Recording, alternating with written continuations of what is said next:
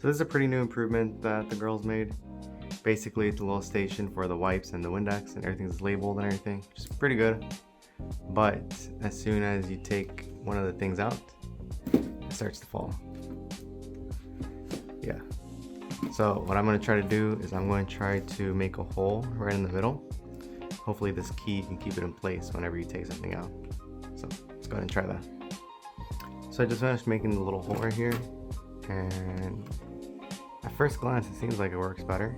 You have one item in there and it all stays still, but now as soon as you put a second item, it all leans forward. It kind of wants to fall. So I had to fix it again. I got these little stoppers.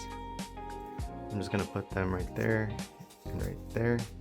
See if that helps out.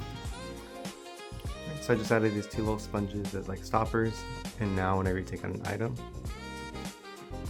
it's perfectly still. And now the issue's all fixed.